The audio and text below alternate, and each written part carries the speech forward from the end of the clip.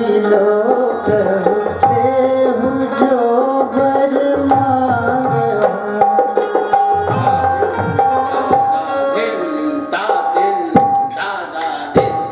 अब नाथ करि करुणा विलोक देहु जो बर मांगहु।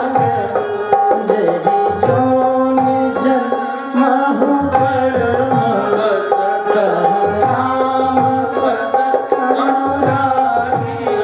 यह तात मम सम विनय बकरान प्रद प्रभु कीजिए। गही बात सुर नर माया कल दास अंगद कीजिए। सुर नर माया कल दास अंगद कीजिए।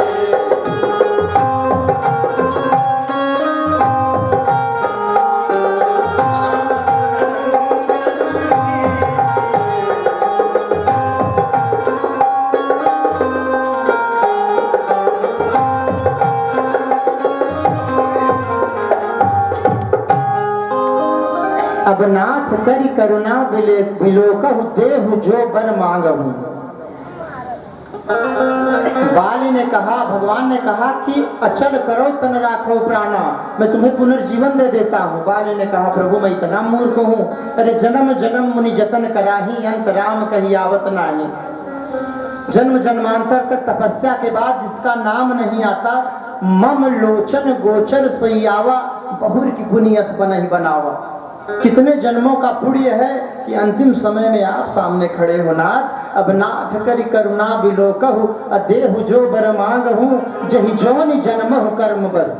मेरे पाप को आप नष्ट मत करना प्रभु, आपके हाथ मैले हो जाएंगे। ये भक्ति की पराकाष्ठा है, सुपरलेटिव डिग्री की भक्ति है ये, कि प्रभु मैंने जो पाप किया है उसे मैं भोगूंगा। आप तो बस इतना करिए कि जही जोनि जन्मो कर्म बस, नापदान का कोई कीड़ा बन जाऊं नाथ, तो वहीं से आपका भजन करता रहूं।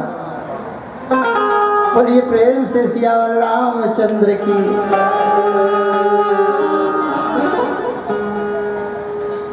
अंगद की बाह भगवान को पकड़ा दिया ताकि सुग्रीव अंगद का वध न कर सके। अंगद को युवराज का पद दिलवाया भगवान ने।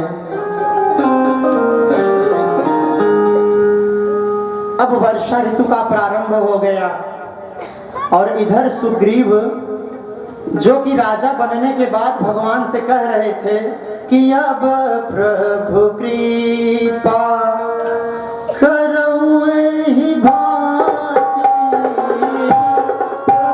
प्रभु कृपा करऊं एहि भांति। सब कछ भजन करब दिन राति। सब कछ भजन।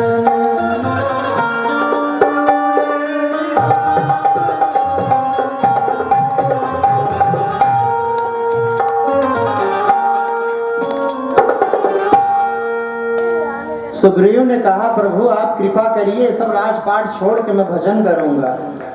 भगवान मुस्कुराए, कहे जितना बड़ा भक्त है तो हम जानत ही। और जब सुग्रीव घर लौटा न तो पलट कर फिर देखा नहीं कि भगवान भी किसी दुनिया में है। भगवान ने लक्ष्मण जी से कहा कि जहि सायक मारा मैं बाली, तेहि सन हतौ मूढ़ कह काली। सुग्रीव सुधिमोर बिसारी। बोले जिस बाण से मारा था बाली को अभी वह है मेरे पास, इसी से उसको भी मारूंगा। लेकिन देखिए यहाँ भी रामचरितमानस में एक रहस्य छुपा हुआ है कि भगवान ने ये क्यों नहीं कहा कि अभी मार दूंगा, क्योंकि वो हमें लोक शिक्षा देना चाहते थे कि अगर कभी किसी अपने पे क्रोध आ जाए तो क्रोध को प्रकट करने के लिए आप समय को टाल दीजिए। लक्ष्मण जी को भेजे। लक्ष्मण जी के पहुंचने पे पूरे नगर में हाहाकार होने लगा। उनके धनुष की टंकार को सुन के यहाँ पे हनुमान जी के साथ, अंगद जी के साथ माँ तारा को आगे कर दिया सुग्रीव ने।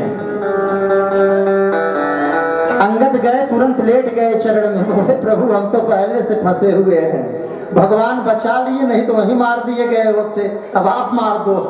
लक्ष्मण जी उठाए और गले से लगाए, बोले नहीं युवराज आपका कोई अपराध नहीं है। हनुमान जी ने लक्ष्मण जी के आने से पहले ही सुग्रीव से कह के दूतों को भिजवा दिया था। एक अच्छे मंत्री के होने, एक अच्छे साथी के होने का ये फल है। सारे बंदर भगवान के पास आते हैं, परंतु भगवान ने मुद्रिका हनुमान जी को दिया। मनुष्य को भ्रम होता है कि मैंने बहुत कुछ कर दिया। प्रभु को अगर ये पता नहीं था कि पता कौन लगाएगा, तो उन्होंने मुद्रिका हनुमान जी को क्यों दी? क्योंकि वो पहले से ही जान रहे थे। एक बिल्ला लगा के, एक ड्रेस पहन के सिपाही आता है, लोग साहब साहब कहते हैं, तो मुद्रिका उस समय बिल्ले का काम कर रही थी। बार बार रघुवीर संहारी तब तर के उपवन, तो भगवान ही पार करने वाले हैं। बोले बिहस महेश तब ज्ञानी मूढ़ न, जिसको भगवान उठा दे वही उठ जाता है, और जिसको प्रभु छोड़ दे वही गिर जाता है। माता जी की खोज में हनुमान जी की मुलाकात संपाति जी से होती है। जटायु और संपाति ये दोनों भाई थे। माता जी के हरण के पश्चात जटायु जी का भी प्रसंग देखिए, आज आखिरी दिवस है इसलिए थोड़ा सा। जटायु जी ने माता जी की रक्षा के लिए अपने प्राण दिए। बोला उन्होंने माता जी से,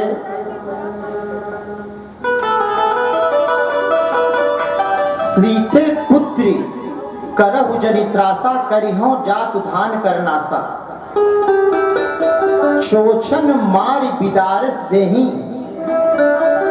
और जब पंख कट कर गिरा और भगवान वहां पहुंचे और उन्होंने देखा जटायु जी को, तो भगवान हाथ जोड़े, उनके नेत्रों से अश्रुपात होने लगा। उन्होंने कहा, तात कर्म निजते गति पाई। जब धर्म के लिए कोई प्राण देता है तो भगवान के भी पास उसको देने के लिए कुछ नहीं रहता, क्योंकि वो अपने कर्म से भगवान के धाम को चला जाता है।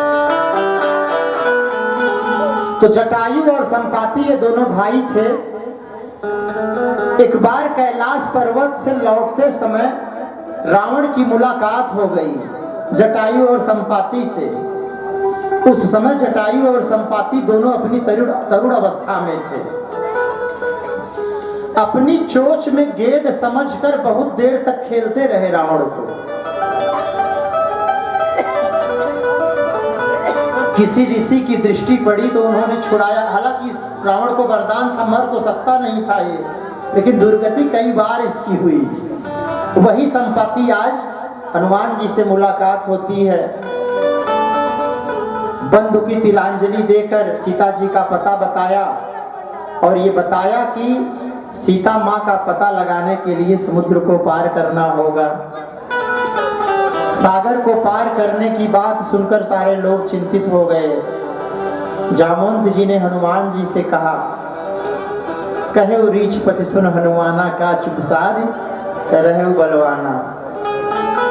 तो जिसमें वास्तविक बल होता है उसमें कभी बल का अहंकार, तो हमारे हनुमान जी महाराज में बल का अहंकार।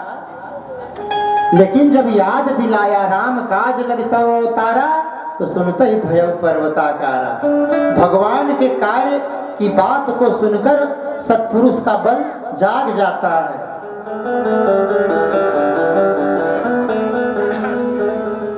अट्टहास कर 12 लीलहु नाघव जल निधिखारा, सहित सहाय रावण ही मारी, आनहु यहाँ त्रिकूट उपारी।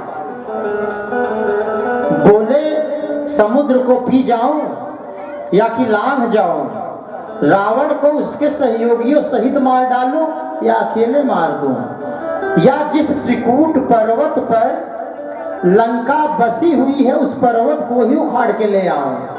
जामवंत जी ने कहा, ऐसा कुछ नहीं करना है, इतना करहु तात तुम जाई, सीते केरी कहु सुधि आई। बस पता लगा के आप चले आइए। हनुमान जी जाते हैं, माता जी का पता लगाते हैं, अक्ष कुमार का वध करते हैं, माता जी को मुद्रिका देते हैं। हनुमान जी रावण को समझाते भी हैं, परंतु इन सब का कोई असर नहीं होता और अंततः जब युद्ध निश्चित हो जाता है तो अंगद जी को दूत बना के भेजते हैं। तो अगर कहीं आप किसी को दूत बना के भेजें तो उद्देश्य क्या होना चाहिए? काज हमार तासु हित होई, रिपु सन करे हो बत कही सोई। देखिए भगवान क्या मर्यादा है, दोनों के हित की बात हो रही है। अंगद जी जाते हैं, रावण को बहुत प्रकार से समझाते हैं, रावण मानता नहीं है। रावण कमजोर समझ रहा था प्रभु को। अंगद जी ने दरबार में अपना पैर जमाया और जब कोई उठा नहीं पाया, अंत में रावण स्वयं उठाने के लिए आया। अंगद जी ने कहा कि मेरे चरण न पकड़ो, प्रभु श्री राम के चरण पकड़ो। अंत में युद्ध का प्रारंभ होता है।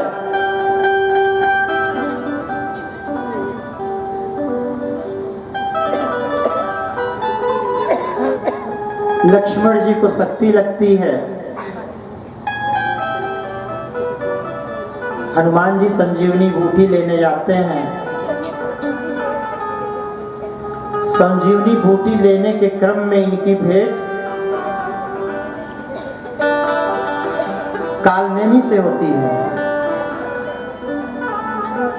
पर्वत को उखाड़ कर लौटते समय भरत जी से भेंट होती है। भरत जी के द्वारा राक्षस समझकर चलाए गए बाणों से हनुमान जी घायल होते हैं। हनुमान जी राम राम कहते हुए गिरते हैं। भरत जी दौड़कर उनको सीने से लगाते हैं। सारा वृत्तांत जानने के बाद भरत जी अपना संदेश भेजते हैं प्रभु के पास और कहते हैं,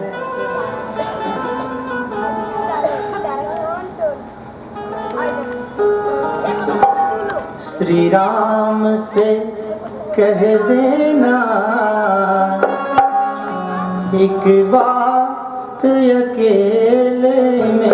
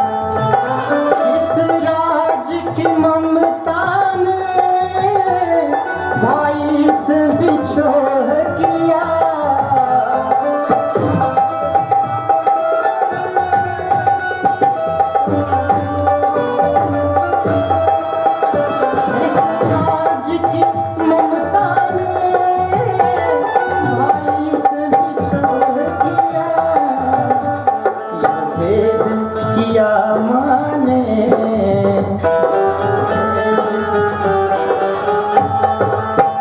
यह भेद किया माने, भाई सौतेले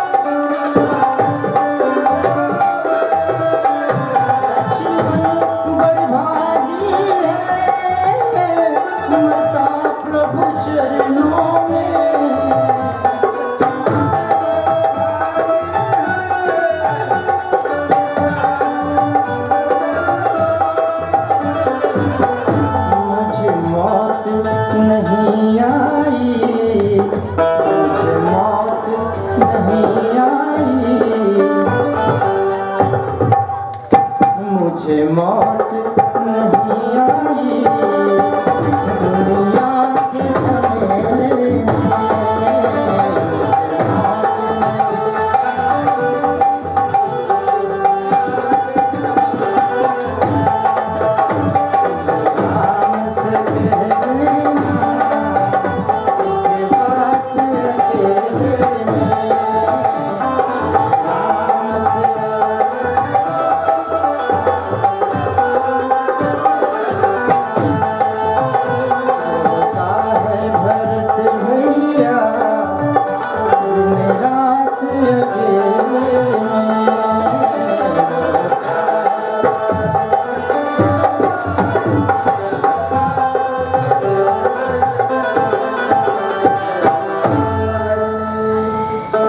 भरत जी का संदेश पहुंचाइए। मर्यादा देखिए कि भाई घायल है परंतु भरत जी प्रभु की आज्ञा का उल्लंघन नहीं कर रहे हैं, नहीं तो पहुंच जाते अगर तो कुछ ही घंटों में युद्ध समाप्त हो जाता। मेघनाथ, कुंभकर्ण तमाम राक्षसों के संहार के पश्चात अंततः रावण और प्रभु का सामना होता है। विभीषण जी ने देखा, बड़ी पीड़ा हुई। रावण रथी विरथ रघुवीरा, देख विभीषण भयो अधीरा। रावण रथ पे और भगवान पैदल। विभीषण जी हाथ जोड़े बोले, नाथ न रथ पद तन नहीं त्राणा, कहीं विधि जीत वीर बलवाना। अरे वो इतना मजबूत कवच पहना है कि कोई भी अस्त्र शस्त्र मारेंगे उसको लगेगा ही नहीं। वो रथ पे है, मन की गति से उसका रथ चलता है। आप पैदल हो, आपके पैर में तो जूते भी नहीं है नाथ, कैसे लड़ोगे।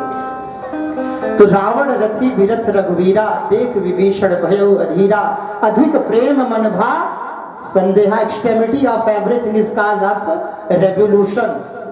कोई चीज जब चरम पे पहुंचती है तो प्रतिक्रांति होती है। जल को बहुत गर्म करिए तो वाष्प बन जाता है। अधिक प्रेम मन भा संदेहा, ये आप लोगों के लिए एक संदेश है। अगर आप किसी से बहुत प्रेम करोगे तो उस पर संदेह होने लगेगा। ये गुण है और गुण नहीं है। परंतु अगर आपका जिस पे भी आप सही संदेह करते हो, जो भी आपका प्रिय हो, वो आप पे संदेह करता है तो उस पे भी यही नियम लागू होगा। आपको अधिक प्रेम है तो आपके मन में संदेह जगेगा, लेकिन अगर सामने वाले के मन में अधिक प्रेम है तो उससे भी संदेह। तो इसको स्वाभाविक मान के और सहजता से रिश्ते को आगे बढ़ाना चाहिए। कभी भी देखिए दो चीजें प्राय पति पत्नी के रिश्ते में ऐसा होता है, अगर पति ध्यान ही नहीं दे रहा है, प्रेम नहीं करेगा, ध्यान नहीं देगा, तो ये अधिक अपमान की बात है।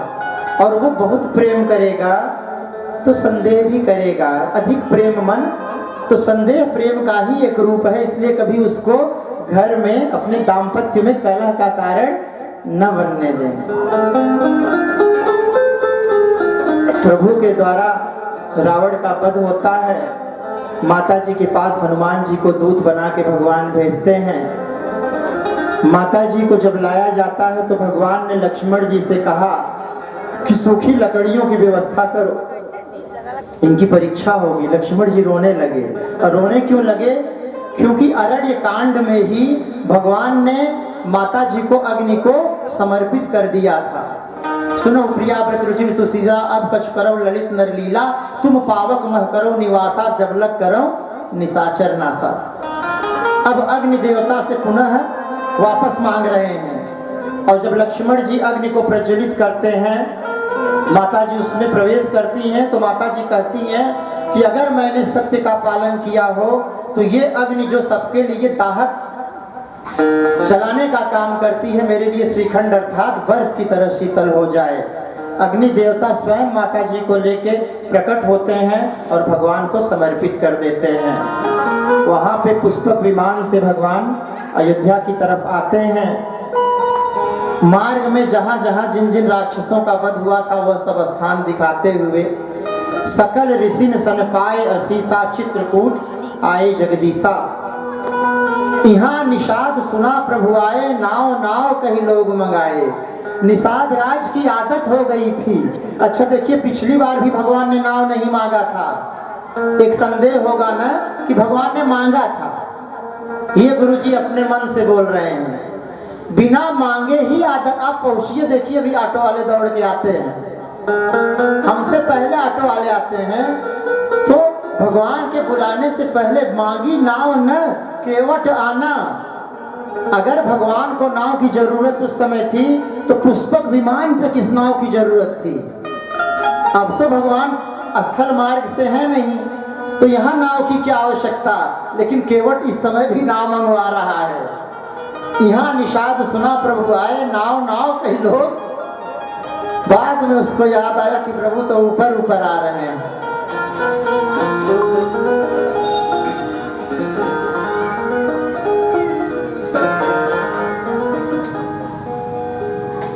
हनुमान जी को दूत बना के भगवान भेजते हैं। वही जैसे वशिष्ठ जी ने बताया था कि पिता की मृत्यु का समाचार मत देना, उसी तरह से यहाँ भी भगवान अचानक नहीं पहुंच रहे हैं।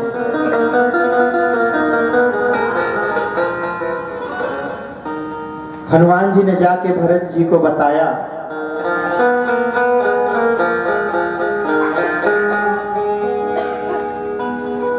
रहा एक दिन अवध अधारा, समझत मन दुख भयउ अपारा। कारण कवन नाथ नहीं आए, किधो जान कुटिल किधो मोहि बिसराए। अह धन्य लक्ष्मण बड़भागी, राम पदार बिंदु अनुरागी। कपटी कुटिल मोहि प्रभु चीन्हा, ताते नाथ संग नहीं लीना। इस तरह की बातें भरत जी के मन में चल रही हैं। हनुमान जी पहुँचते हैं और कहते हैं, जासु बिरह सोचो दिन राति, जपहु निरंतर गुण गण पाती। बोले वो भगवान आ रहे हैं। भरत जी अत्यंत प्रसन्न हुए। राजमहल में सूचना गई, भगवान ने पुष्पक विमान को प्रेरित किया। पुष्पक विमान उतरा।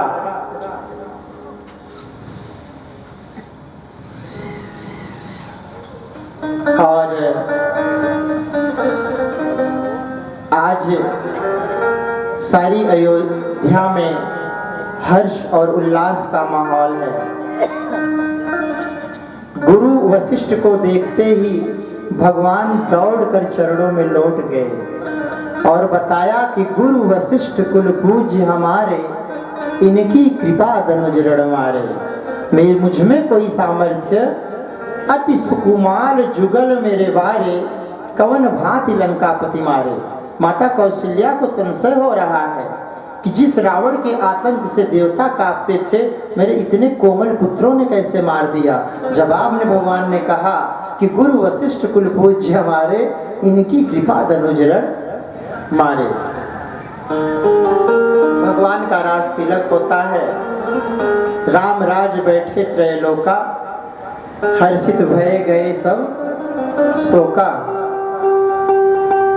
देखिए, बड़ी परिश्रम के बाद कथा को समापन पे लाया गया और 9:21 हो रहा है। तो अब 21 मिनट अधिक बोला जा चुका है। आप लोग कम से कम अब तो आरती की तैयारी करें।